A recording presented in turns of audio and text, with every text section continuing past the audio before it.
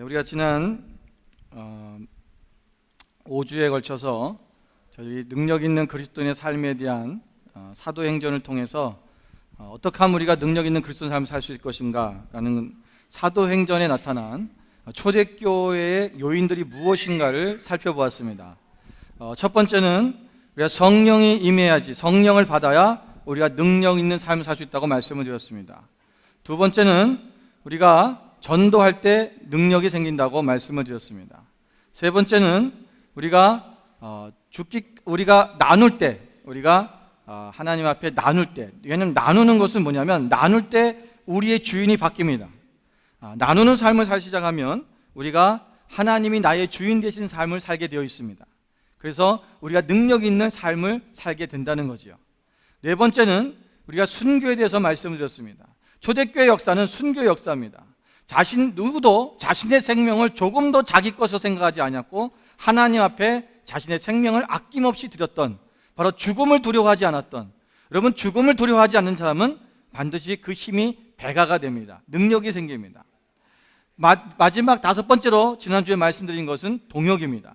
우리가 함께 할 때, 우리가 혼자서 하면 그 힘을 발휘하지 못하지만 두세 사람이 함께 하면 더 큰 힘을 발휘할 수 있는 시너지 효과를 나타낼 수 있는 그런 것에 대해서, 동역에 대해서 말씀을 드렸습니다. 오늘은 이것을 총망라한 능력 있는 그리스도인의 삶이 무엇인가, 이것을 말씀을 드리려고 합니다. 예전에 제가 이 손가락을 다친 적이 있습니다. 약간 이 장지 이 손가락 같은데요. 그때 이게 부러졌는지 금이 갔는지 잘 모르겠는데 막 어디 닿기만 하면 아픈 거예요. 지나가다가 사람들이 툭 치면 조금만 건드려도 막 자지러지게 아픈 거죠.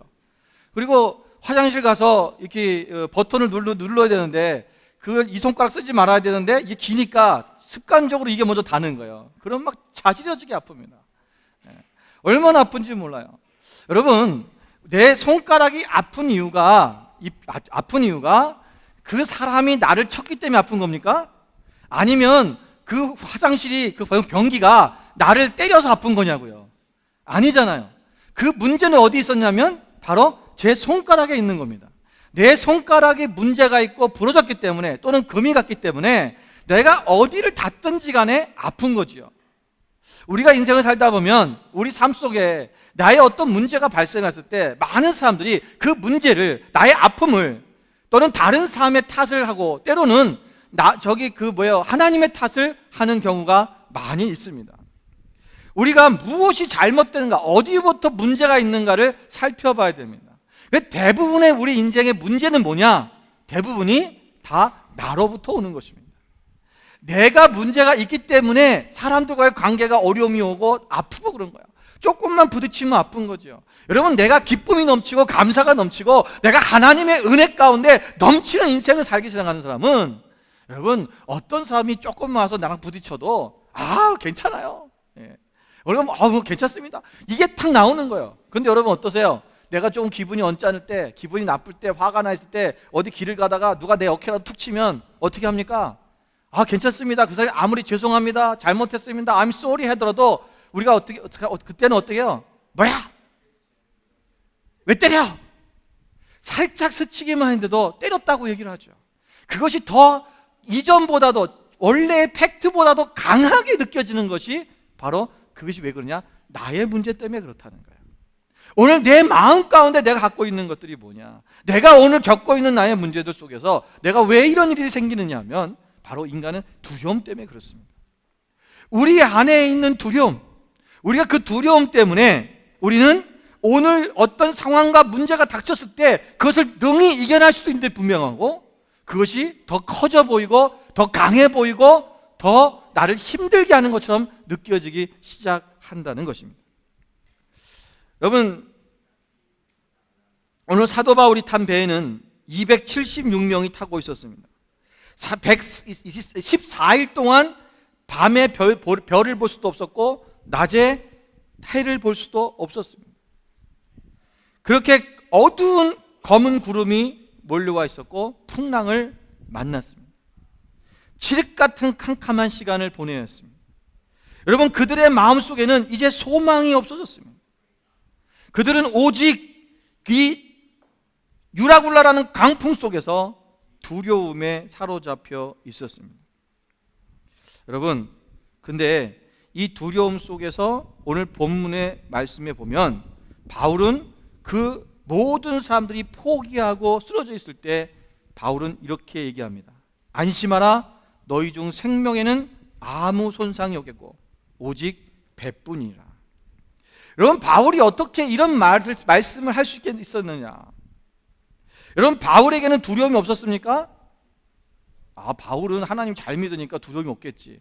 아니에요. 여러분, 바울 또한 두려움을 가졌습니다. 오늘 본문의 말씀에 보면 24절에 뭐라고 말합니까? 바울아, 두려워하지 말라. 내가 가이사 앞에 서야 하겠고 또 하나님께서 너와 함께 항해하는 자를 다 내게 주셨다 하셨으니. 누가 하신 말씀이에요? 주의 사자가 어젯밤에 꿈인지 뭔지 모르겠지만 밤에 이 바울 옆에 와서 이야기해 준 거예요. 바울아, 두려워하지 말아라. 그건 무슨 얘기입니까? 바울이 두려워했다는 거예요? 안 했다는 거예요? 두려워했다는 거죠. 두려움 속에 있었다는 것입니다. 여러분, 우리가 믿음이 있고 하나님이 나와 함께 계신다는 사실을 우리가 알고 있어도 어떤 풍랑을 만나기 시작하면요, 순간적으로는 두려움이 오는 게 인간입니다. 저도 마찬가지예요. 목사님은 안 그러겠지. 아니에요. 어려움이 오고 힘든 일이 딱 닥쳐오면 순간적으로 두려움이 확 엄습해요. 근데 그 다음이 문제인 거죠. 그 두려움을 어떻게 극복하느냐라는 거예요.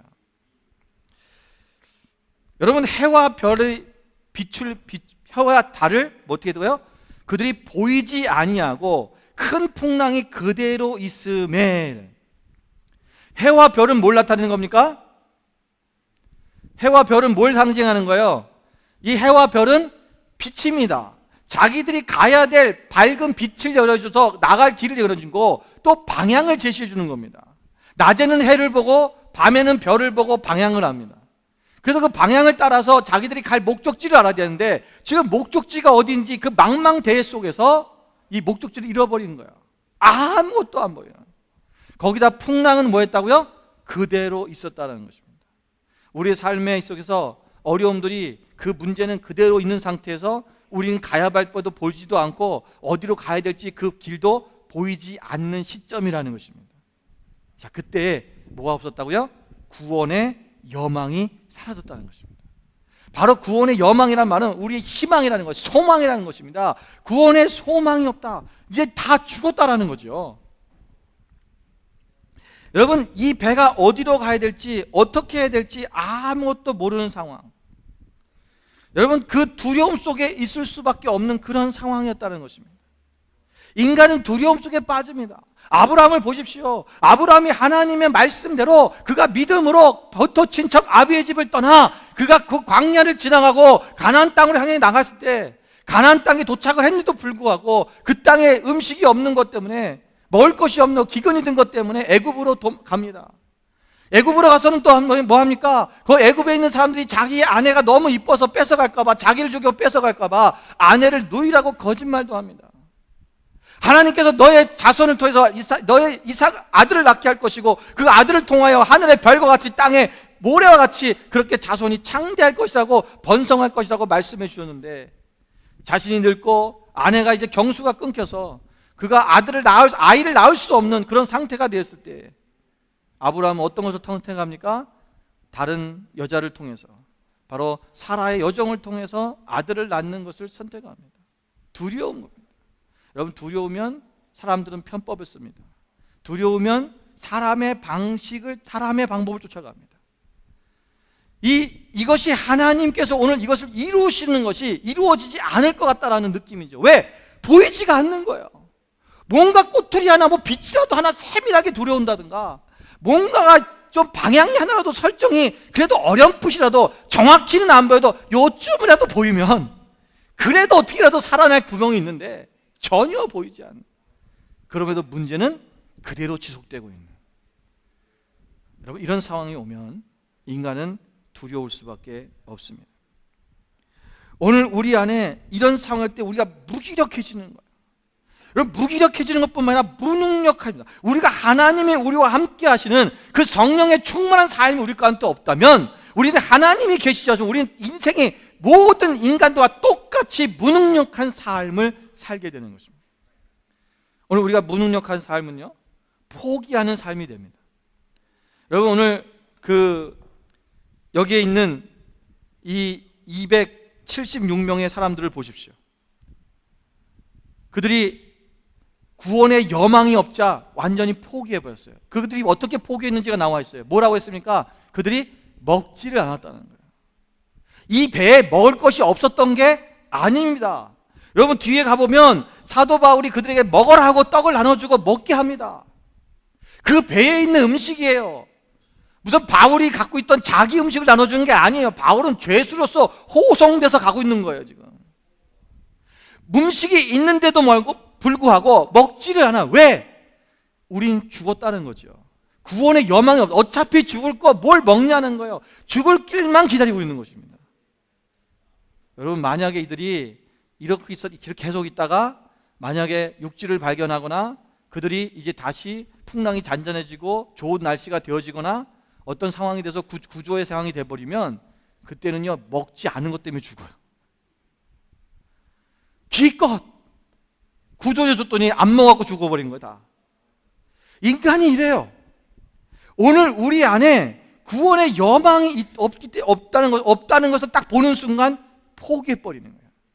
자기 생명을 포기하기도 하고 자기가 가야 될 길들을 포기하고 모든 것을 끊어버리는 이러한 연약함들이 우리 가운데 생길 수 있다는 것입니다. 여러분, 무능력한 사람은 사람을 의지하는 삶을 살게 됩니다. 오늘 우리가 하나님 앞에 오직 하나님만 의지하며 살아야 됩니다. 하나님만이 나의 능력이시고 하나님만이 우리의 길을 인도하시고 하나님만이 풍랑을 잠재워 줄 수 있는 분입니다. 우리가 믿음으로 나갈 때, 그 믿음으로 나갈 때 이 풍랑이 잔잔해질 것입니다. 우리 사도행전 3장 2절에 보면 나면서 못 걷게 된 이를 사람들이 메고 오니 이는 성전에 들어가는 사람들에게 구걸하기 위하여 날마다 미문이라는 성전 문에 두는 자라. 여러분, 안진뱅이가 있었습니다. 이 사람은 나면서부터 안진뱅이였어요. 그는 스스로 무엇인가를 움직일 수 없는 사람이었죠. 그런데 날마다 성전 미문에 앉아서 거기서 뭐 했다고요? 구걸하는 사람이 되었습니다. 여러분, 그가 하나님 앞에 성전 미문에 앉아서, 왜냐하면 그래서 성전에 들어갈 수가 없어요. 왜? 장애인들은 그 당시에 성전에 들어갈 수 없으니까. 율법이 그랬어요. 그 성전까지 갔는데 그 성전 문 앞에 앉아서 그가 구걸하는 것이 아니라 하나님께 자신의 이 삶을, 자신의 이 환경을 하나님 앞에 의뢰하고, 하나님, 나를 고쳐주십시오, 나를 걷게 해주십시오. 만약에 그가 그런 기도를 했다면 어쩌면 그는 지금보다 더 빠르게 하나님 앞에 치유받고 걷는 인생이 될 수도 모르는 것입니다. 그저 사람들의 손에 의지해서 그곳에 그냥 들려오고, 그리고 계속해서 그들 사람들이 구걸해 주는 그거를 먹고 사는, 이것이 그의 삶 속에서 계속 습관화되어 버리는, 이 무능력한 삶입니다. 오늘 하나님이 내 삶 가운데, 이 풍랑 가운데 하나님 역사해 주십시오. 내가 다시는 하나님 이 풍랑이 잠잠해 주시면 이제 하나님의 영광을 위해서 살겠습니다. 내가 하나님의 나라를 위해서 내가 내 삶을 온전히 드리겠습니다. 이런 고백과 함께 믿음으로 나아가면 여러분, 하나님께서 그의 삶을 바꾸어 버리십니다.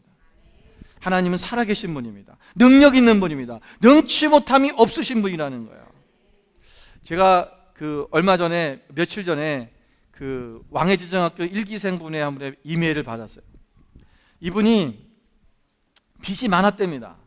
빚이 많았는데 이 왕해지정학교를 끝나고 나서 이 빚을 갚아야겠다.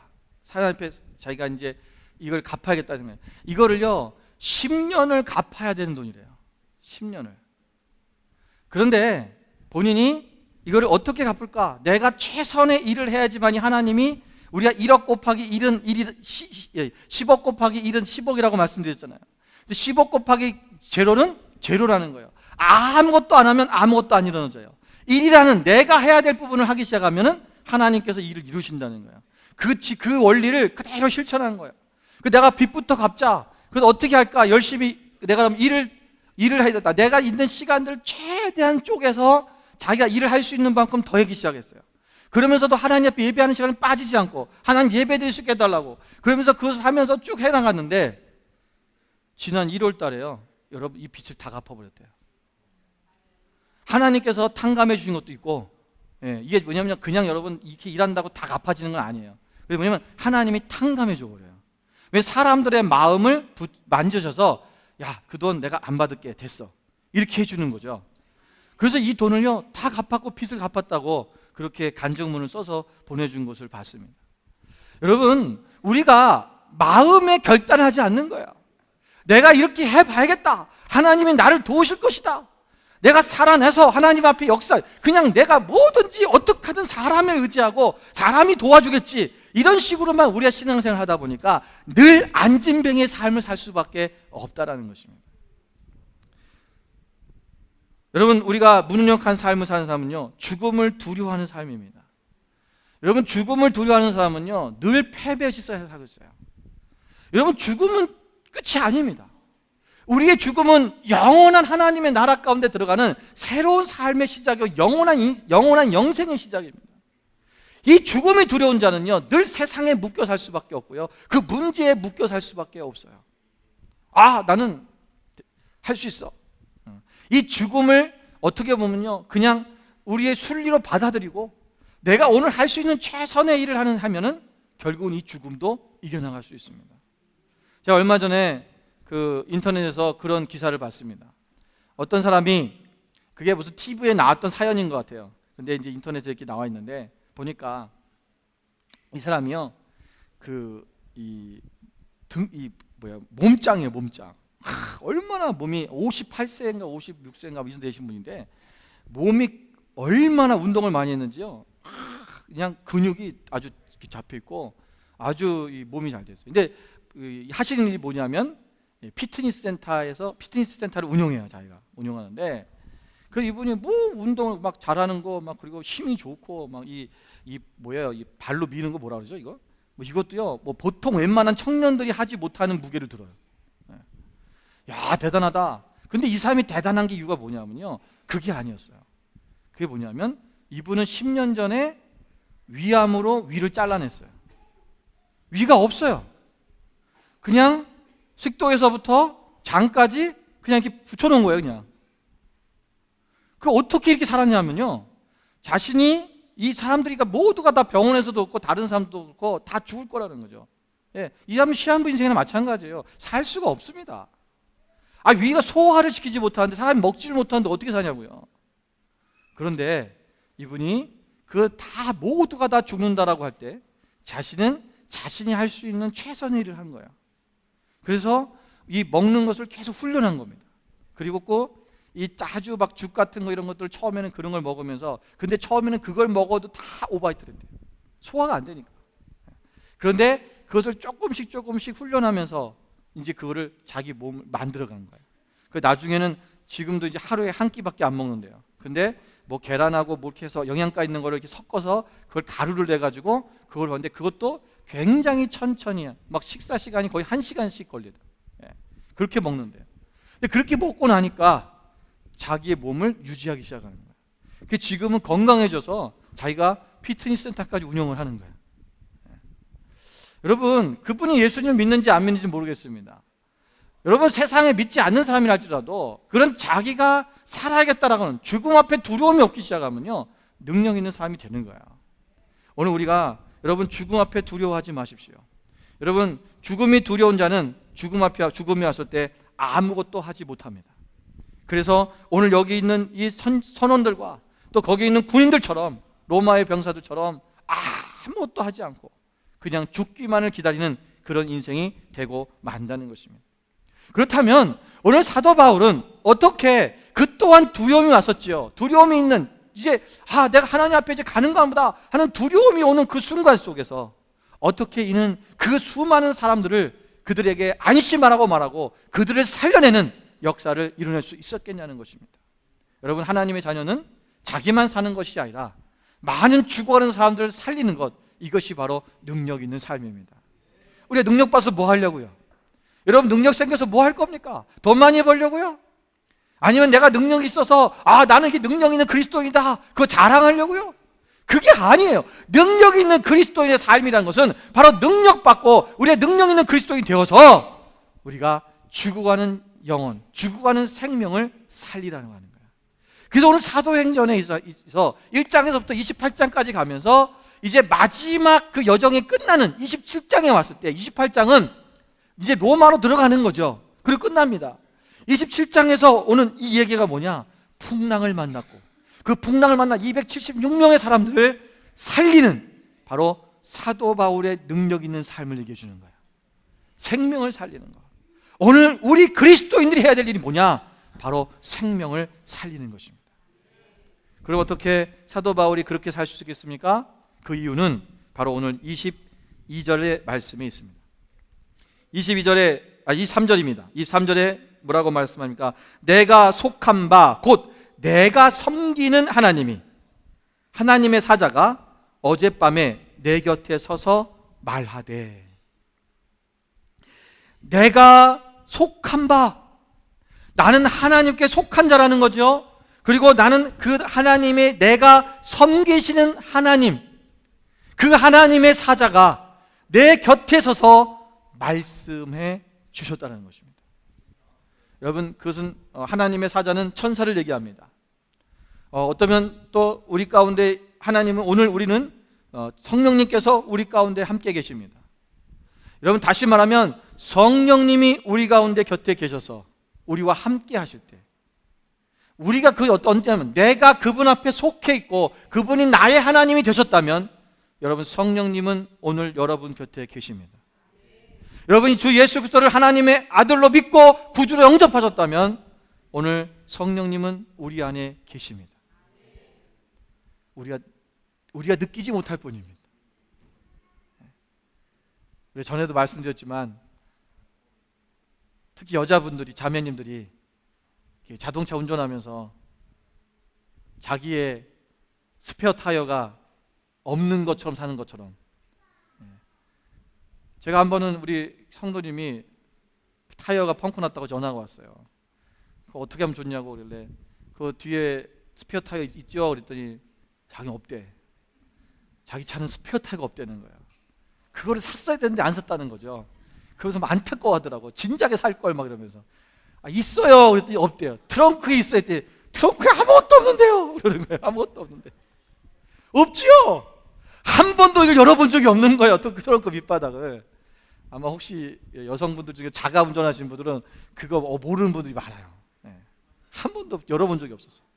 우리가요, 성령님이 내 안에 내주하고 계신데 한 번도 성령님을 불러내 본 적이 없고 성령님이 역사하시도록 내가 그분 앞에 삶을 맡겨본 적이 없는 거예요. 그러니까 본 적이 없고 경험한 적이 없으니까 나한테 성령님이 안 계셔요. 에이, 볼 수 없어요. 이런. 아니에요. 여러분, 성령님은 우리 가운데 계십니다. 그 성령께서 곁에 서서 이 아주 위험한 순간, 이 풍랑의 순간, 구원의 여망이 보이지 않는 순간에 오늘 누구에게 나타나신 거예요?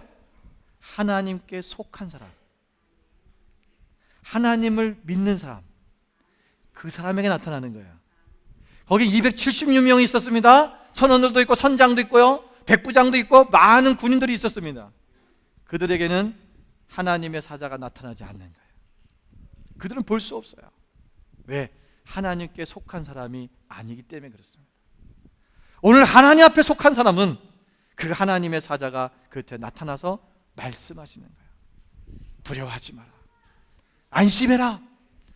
내가 이 배에는 손상이 없겠고 배에게만 조금 손상이 있고 사람의 생명에는 이상이 없을 것이다. 모두 다 구원받을 것이다. 오늘 이 말씀을 의지해서 오늘 사도 바울이 나가서 그들에게 말하는 거예요. 여러분, 오늘 성령이 우리 가운데 함께 하시는 사람들, 성령이 우리 곁에 있을 때는 우리가 첫 번째로 환경의 지배를 받지 않습니다. 여러분, 무슨 얘기냐면, 여러분, 오늘 사도 바울은 어떤 신분으로 지금 이 배에 타고 있습니까? 죄수예요. 여러분, 선장이 아닙니다. 선원도 아니고, 그리고 백부장도 아닙니다. 이 배의 실질적인 리더, 신분적으로 그들에게 나타나서 여러분 두려워하지 마십시오, 안심하십시오 라고 그들에게 말해야 될 사람이 원래 누굽니까? 백부장이 해야 되고 선장이 해야 되는 거예요. 그런데 그들은 죽을 것만 기다리고 있었어요. 근데 죄수로 지금 호송되어 가고 있는 그런 사도 바울은 오늘 그가 거기에 배의 리더도 아니고 아무것도 아니지만 그는 거기서 외치는 것입니다. 오늘 우리의 환경이, 오늘 우리의 내 상황이, 나의 어떤 신분이 내가 어떠냐, 그것 때문에 여러분 주눅 들지 마십시오. 우리는 하나님의 자녀이고 하나님께서 부르신 하나님의 사역자들입니다.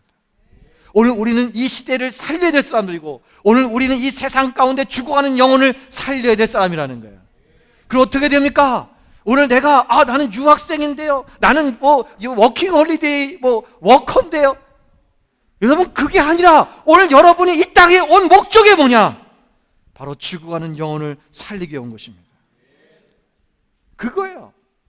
나는 공부하러 왔으니까 공부만 하고 가면 되죠. 나는 일하러 왔으니까 일만 하면 되죠. 많은 사람들이 그렇게 살다가 그냥 떠난 거예요. 여러분, 우리는 그런 우리의 환경, 우리의 신분이 뭐냐 중요하지 않습니다. 세상에서의 신분은 아무것도 아닙니다. 우리는 그리스도 안에서 우리의 신분이 뭐냐라는 거예요. 우리는 아버지의 자녀고, 우리는 예수 그리스도의 신부고, 우리는 하나님의 왕이신 하나님의 백성이요, 우리는 그분의 종인 것입니다. 우리는 하나님의 뜻을 따라 하나님의 나라를 이루어가고 하나님 죽어가는 생명을 살리는 데 거기 서야 되는 하나님의 유일한 한 사람, 그 사람이 되어야 되는 것입니다. 두 번째로는 우리는 영적 지도자가 되어야 됩니다. 우리가 성령님이 우리 곁에 있을 때 우리는 영적 지도자가 될 수 있습니다. 그렇습니다. 오늘 이 배 안의 지도자는 누구였습니까? 바로 바울이었죠. 인간적으로 생각하면 아까도 말씀드린 것처럼 선장이나 또는 백부장이 지도자가 되어야 됩니다. 그러나 그들은 진정한 지도자로서 역할을 하지 못했습니다. 그들이 날씨가 좋을 때, 배가 순항을 할 때, 그리고 아무 문제가 없고 풍랑이 없을 때, 그때는 그들은 지도자로서 역할을 할 수 있었어요. 그러나 풍랑이 일고 그들이 구원의 여망이 없어지고 앞이 캄캄하고 아무도 갈 수 없을 때는 그들은 지도자로 역할을 감당할 수 없었습니다. 이게 세상 지도자의 문제예요. 여러분, 그래서요, 여러분, 대한민국의, 여러분, 한국의 대통령들도요, 큰 문제가 생기면 뭐 하는지 아십니까? 여러분, 옛날에 그 대통령의 종교에 따라 달라지는데요, 옛날에 계시던 대통령은요, 무당을 불렀어요. 무당한테 물어보는 거예요. 우리가 어떻게 하면 되겠냐? 예수 믿는 대통령들은요, 큰 교회 목사님을 부릅니다. 그래서 어떻게 하면 좋겠습니까? 묻습니다. 천주교에 있는 대통령은요, 추기경을 부릅니다. 여러분, 영적 지도자가 누구냐는 거예요. 세상적 지도자들은요, 큰 환란이 오면 그걸 해결할 수가 없어요. 왜? 인간을 해결할 수 없는 문제니까.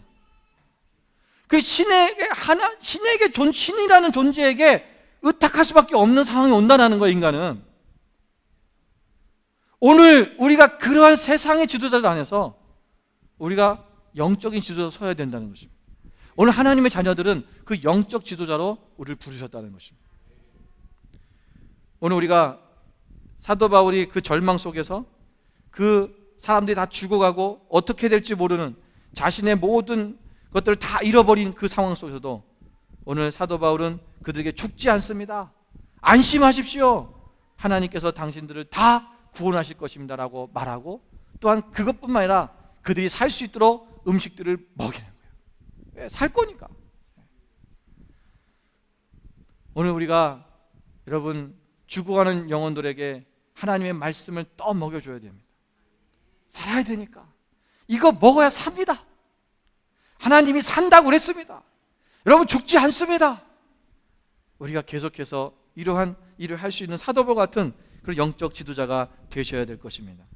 세 번째로는 우리가 성령이 우리한테 계시면 우리는 말씀대로 될 것을 믿게 됩니다. 오늘 사도 바울이 뭐라고 말합니까? 25절에 그러므로 여러분이여 안심하라, 나는 내게 말씀하신 그대로 되리라고 하나님을 믿노라. 나는 그대로 되리라고 하나님을 믿는다라고 그렇게 말씀했습니다. 여러분, 하나님의 말씀은 살아있습니다. 활력이 있어 좌우의 날선 어떤 것보다도 예리하며 혼과 영과 및 관절과 골수를 쪼개기까지 하며 또 마음의 생각과 뜻을 판단한다고 우리 히브리서 4장 12절에 말씀하고 있습니다. 말씀이 살아있다는 것은 생명력이 있다는 것입니다. 그 생명력이 있다는 것은 바로 말씀은 그대로 된다는 것입니다. 여러분, 여기 있는 66권의 이 말씀이 하나님의 말씀 그대로 되는 줄 믿으시기 바랍니다. 저는 그것을 믿습니다. 여러분, 하나님의 말씀대로 되는 것을 너무 많이 경험했고요, 저는 날마다 체험하면서 합니다. 하나님 말씀을 선포하면 그대로 되어지고요, 역시 그런 일들이 실제로 일어나는 것을 봅니다. 우리가 하나님 말씀을 믿지 않기 때문에 그 일이 일어나지 않는 거예요. 설마 하나님이 그렇게 하신다, 속으로 뒤로는 가서 뭐예요? 설마 정말 그럴까? 여러분, 제가요 옛날부터 그랬던 게 아니에요. 저도요 불과 몇 년 전까지만 해도, 7, 8년 전까지만 해도 저도 그랬어요. 믿어지지가 않은 거예요. 에이 설마. 그러니까 사람들이 누가 아프다 그러면 기도해 주세요 그러면 기도해 주죠. 기도해 주면서 딱 기도해 주고 하나님 고쳐 주십시오 기도해 주고 나서 그 순간 내 마음에 오는 게 뭐냐면, 날까? 정말 날까? 내가 기도했는데 날까? 이런 생각이 먼저 올라오는 거예요. 아, 이 병은 심한 병인데 이게 날까? 이건 수술해야 되는 건데 날까? 이런 마음이 내 마음속에서 꾹트락 올라와요. 의심이지요. 근데 그것을 다 제거하고 하나님이 실질적으로 나을 수 있게 말씀을 그 믿고 선포하며 기도할 때요, 실제로 낫는 경험들을 많이 했어요. 예, 우리 교인들이 압니다. 예, 본인들이 병이 낫는 것을 많이 경험했으니까. 예. 여러분, 하나님은요 그 역사하시는 거예요. 예. 전에도 우리 꼬마 하나가 여기서 팔이 빠졌잖아요. 이 놀다가. 예. 그래서 기도해달라고 데리고 갔는데 난감하더라고요. 팔 빠진 것은 껴야 되는데 이것을 기도해달라고 그러니까, 그러다가 또 이거 뭐 안 들어가면 어떡하지? 막 이런 마음도 있고. 그래서 제가 그 어깨를 붙이고 기도해 줬어요. 팔을 들고. 이제 하나님, 저 기도할 때 항상 뭐냐면 믿음으로 기도합니다. 하나님께서 예수님이 이곳에 계셔서 그 아이의 팔을 붙잡고 지금 아이의 팔을 이렇게 딱 교정해서 집어 넣는 것을 제가 머리로 그립니다. 그렇게, 그게 왜? 믿음은 바라는 것들의 실상이에요. 실상이 뭐냐면 그림이거든요. 실제적 그림이에요. 그거를 그리는 거예요. 그리면서 기도하는 거예요. 그래서 하나님 들어가게 해달라고 기도하면서 아이의 팔을 이렇게 살짝 올렸는데 아이가 아파하지 않는 거예요. 됐구나. 그래서 제가 이제 기도를 마쳤어요. 그래서 애 보고 이제 다른 사람들이 팔 올려봐 그러니까 애가 쑥 올리는 거예요. 네. 여러분, 우리가 하나님의 말씀은 그대로 됩니다. 믿으십시오. 이거 믿어야 되는 거예요. 누가 믿게 해줄 수도 없는 거고, 여러분 믿음이라는 것은요 순종할 때 되어지는 거예요. 순종해야 결과가 일어나요. 네가 요단강에 나만 장군 뭐 요단강에 7번 몸을 담가라 라고 그랬어요. 이거 담가야 되는 거예요. 그래 문둥병이 고쳐지는 거예요. 담그지 않고 설마 그럴까, 나을까, 뭐 저기 들어간다고 될까, 뭐 저물에 무슨 효용이 있나, 뭐가 없나, 성분이 뭔가, 그런 거 따지는 게 아니에요. 하나님이 말씀하시면 그대로 순종하고 들어갔더니 7번 들어갔다 나오니까 어떻게 됐어요? 문둥병이 깨끗해지게 나왔다. 여러분, 그건 과거 옛날 옛적 호랑이 담배 피던 시절 얘기가 아니에요. 옛날 얘기가 아니라 실질적인 이스라엘의 역사고요, 사실이 하나님의 역사인 거예요. 그대로 이루어집니다. 그 믿음을 가져야 된다. 말씀대로 되는 것을 믿으십시기 바랍니다. 네 번째는, 우리가 성령님 우리 가운데 함께 하시면 우리는 영적 감각이 생겨나기 시작합니다. 이게 무슨 얘기냐면요, 여러분 사도 바울이 보세요. 나중에 뒷장에 넘어가면 사공들이 이 배가 어디 걸려버렸어요. 그러니까 사공들이 딱 보니까 이 깊이가 거루줄을 내려보니까요 별로 안 깊어. 한 1.8m 정도밖에 안 되는 거야.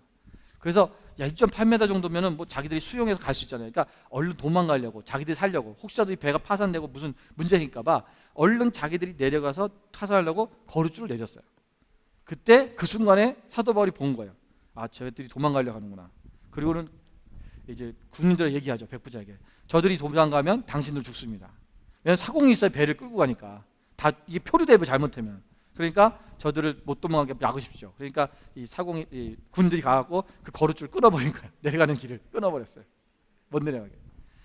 여러분, 사도 바울이 그런 것이 어디서 나타나는 거냐는 거죠. 그걸 어떻게 알아내는 거예요. 그게 뭐냐면 그걸 우리는 영적 감각, 영적인 그 필링이라는 거예요. 영적 필링, 스피리추얼 필링. 그거 우리 몰라요. 인간적으로 사도 바울이 군인도 아니고 또 무슨 선원도 아닙니다. 예, 그들이 또 어떻게 그들의 마음속에 들어가 본 것도 아니지요.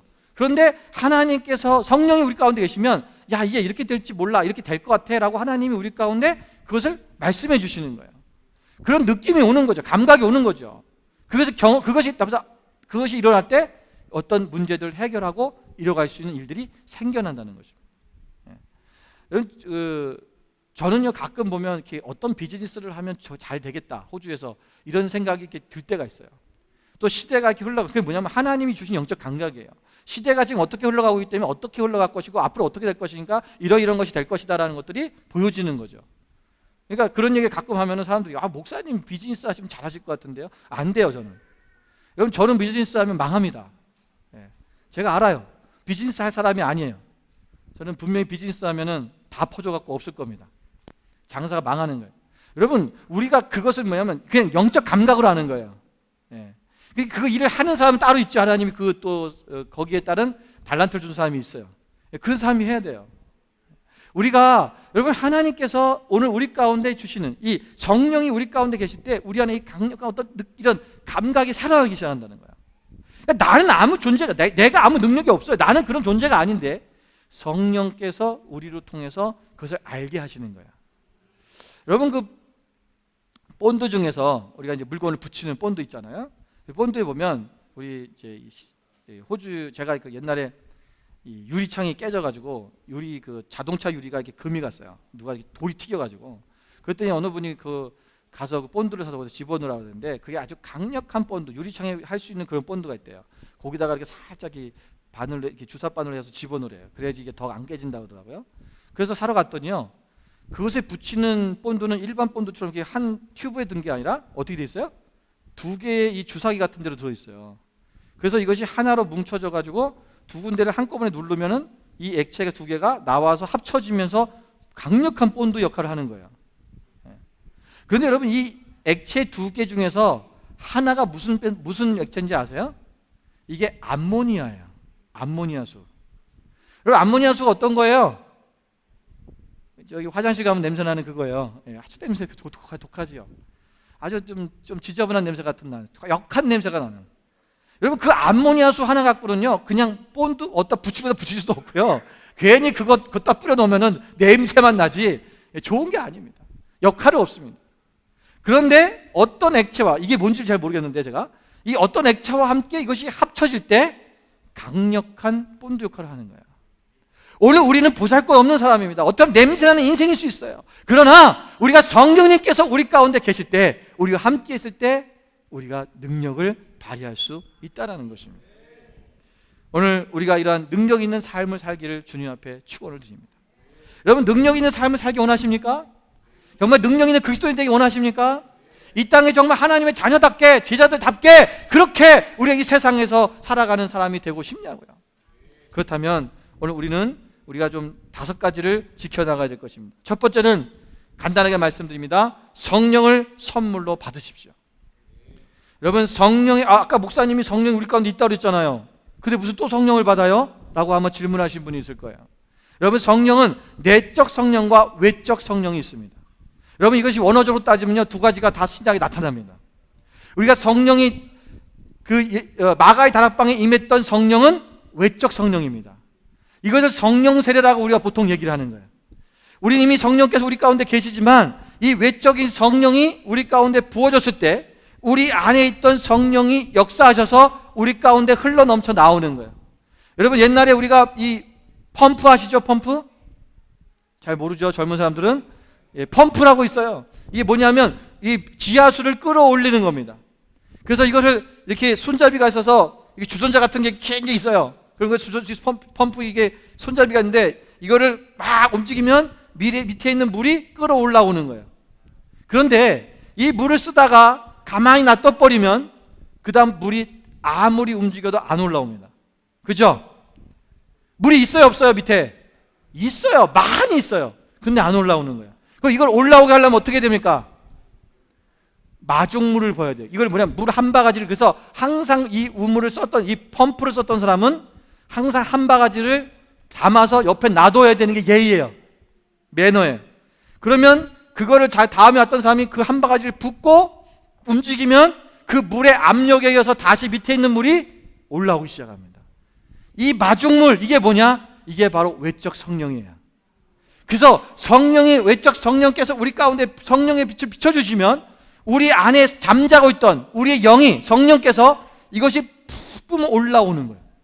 그래서 우리 안에서 넘쳐 흘러가는, 이것이 우리 가운데 이루어져야 됩니다.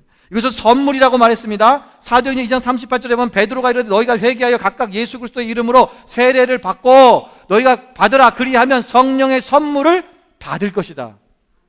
여러분, 선물은 어떻게 하는 겁니까? 선물은 어떻게 되는 거예요?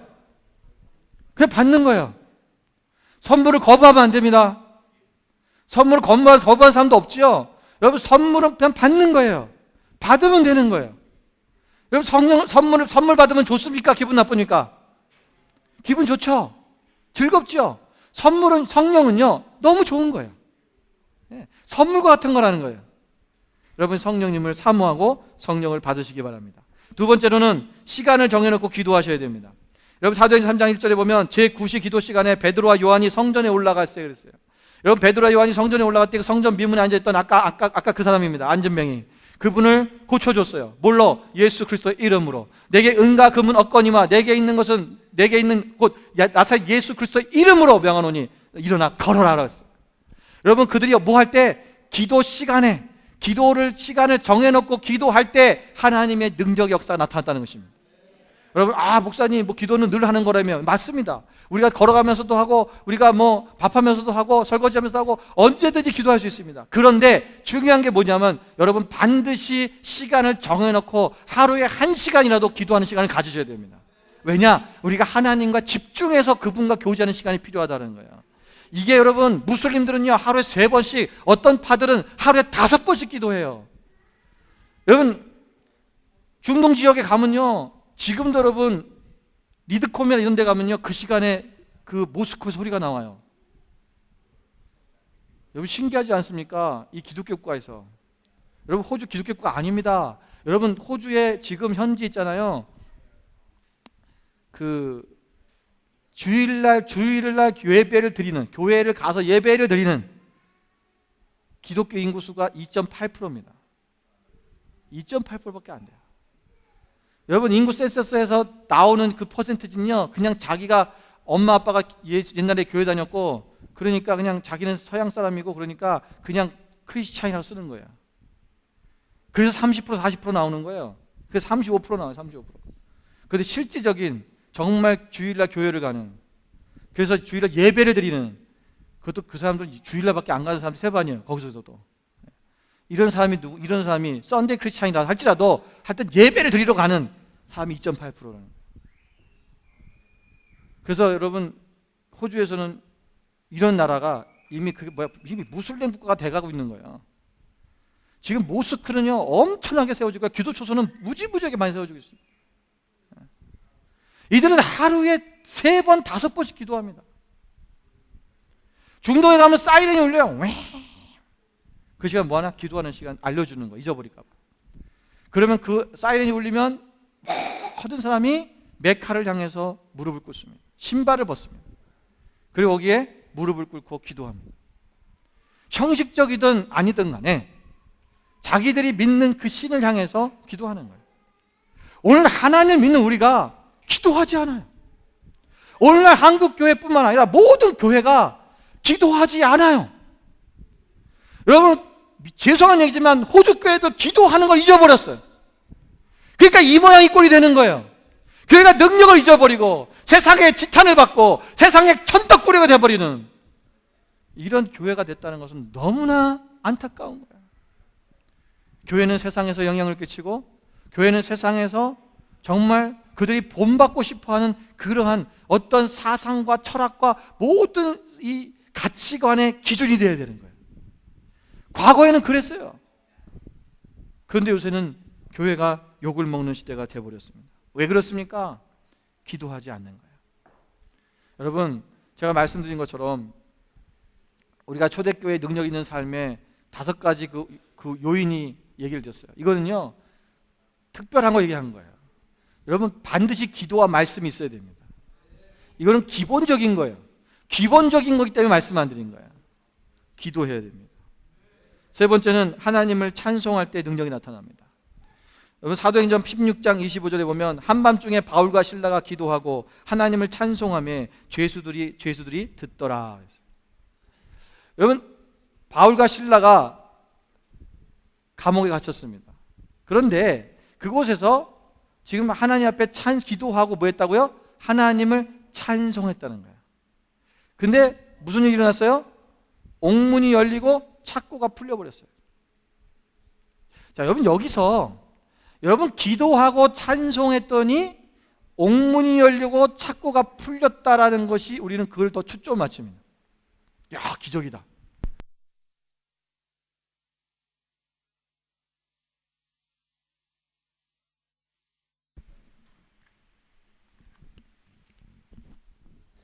기도하니까 우리가 이 문제가 해결됐다. 기도하고 찬송하니까 옥문이 열리고 내 묶였던 것이 풀려버린 역사가 일어났다라고 우리는 얘기하죠. 그런데 여러분, 여기서의 진짜 능력이 뭔지 아세요? 그게 뭐냐면 죄수들이 듣더라는 거야. 여러분, 이들이 옥문이 열리고 착고가 열리고 착고가 풀리고 옥문이 열렸는데 간수장이 아침에 깨어서 보니까 문이 열려 있잖아요. 그래서 보니까, 왜냐하면 이게 그때 당시에 이 고아목은요 지하 감옥처럼 돼 있어요. 그래서 이렇게 위에서 보면 문을 내려가서 지하로 내려가기 때문에 어두워요. 그러니까 위에서 보면은 깜깜하기 때문에 아무것도 안 보이는 거예요. 옥문이 열려 있으니까 곧 죄수가 도망갔다고 생각한 거죠. 그래서 간수장이 자기를 자결을 하려고 칼을 들어서 죽으려고 합니다. 왜? 어차피 죄수를 다 도망갔으면 자기 죽으니까 아예 죽었다 포기하는 거예요. 세상 사람은 다 그래요. 포기하려고 죽이려고 했어요. 그 순간에 그걸 보면서 밑에 있는 사람은 저기는 빛이 있으니까 보이는 거죠. 그래서 사도 바울이 뭐라고 해요? 멈춰라. 우리가 다 여기 있다. 우리가 다 여기 있다라는 거예요.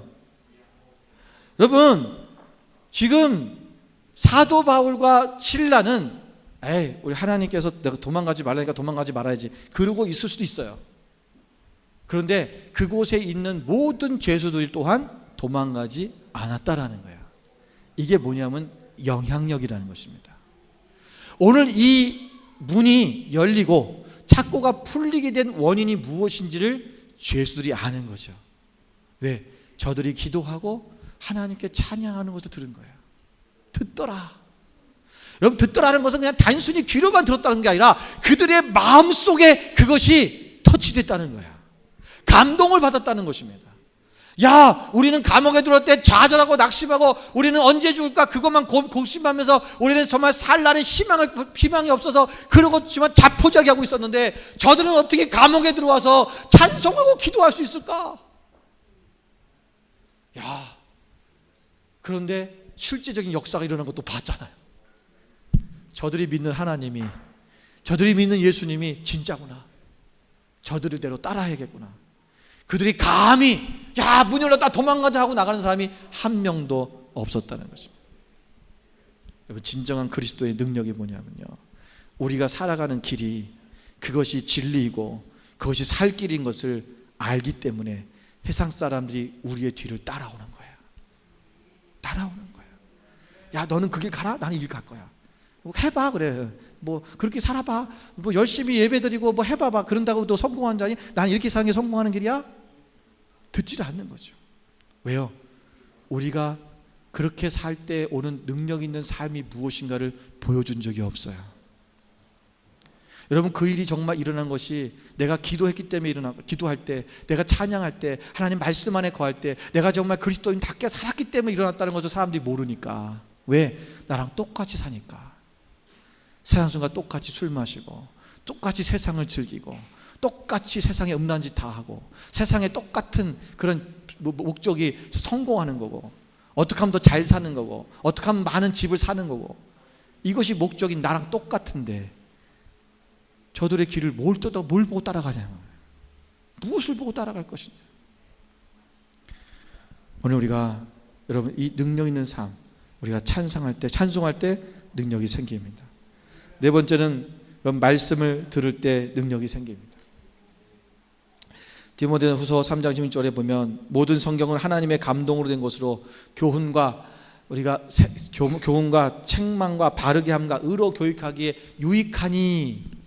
16절에 뭐라 했습니까? 17절에 하나님의 사람으로 온전하게 하며 모든 선한 일을 행할 능력을 갖추게 하려 합니다. 하나님의 모든 선한 일을 행할 능력을 갖추게 할 것이다. 뭐야? 말씀이, 성경은. 오늘 우리가 하나님의 말씀은 우리를 능력 있게 만든다는 것입니다. 마지막 5번째는 여러분, 생명을 다해 하나님을 섬기는 것입니다.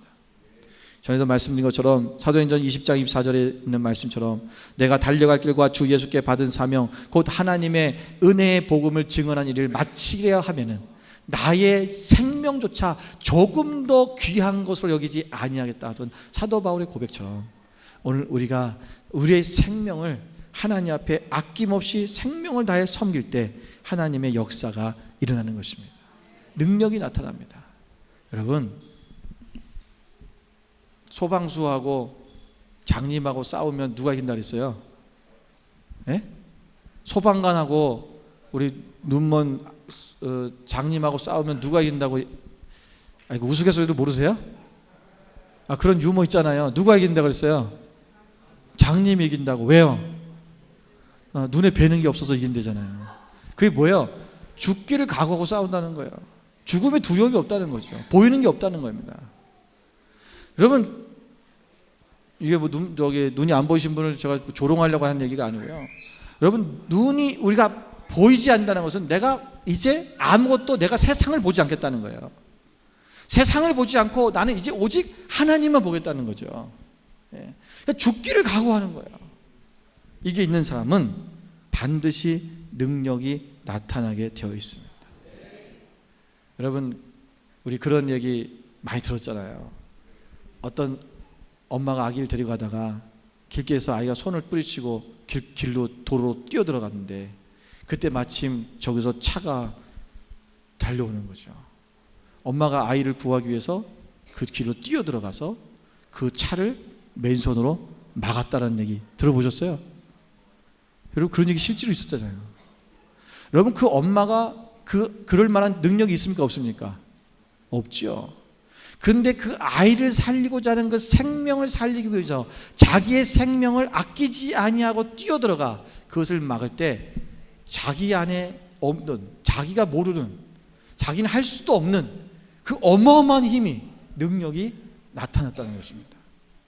오늘 우리 그리스도인들은, 하나님의 자녀는 여러분, 성령님께서 우리 가운데 함께 하시므로 말미암아 우리가 이런 능력을 행할 수 있습니다. 죽음을 두려워하지 마십시오. 생명을 아까워하지 마십시오. 그런 사람은 반드시 그 생명을 아까워하는 것 때문에 죽습니다. 두려움이 없이 내가 온전히 생명을 살리기 위해서 담대하게 나갈 때 우리는 하나님의 나라를 이루고 능력 있는 그리스도인이 되어서 오늘 저 죽어가는 생명들, 저 죽어가는 백성들을 우리가 하나님 앞에 올려드리고 그들을 살리는 사도 바울과 같은 그런 하나님의 자녀, 하나님의 영적인 리더가 되는 그런 사람이 될 수 있는 것입니다. 오늘 우리는 이 시대 속에서 여러분, 세상을 변화시키며 세상을 하나님의 능력 가운데서 올바른 길로 이끌어갈 수 있는 영적인 리더십을 갖는 것입니다. 오늘 우리 자신이 먼저 변화되어야 되고, 변화된 우리의 삶을 통해서 우리가 다른 사람들도 변화된 길로 우리가 인도해 갈 수 있는 저 여러분 되시기를 주님의 이름으로 축원을 드립니다. 기도하겠습니다.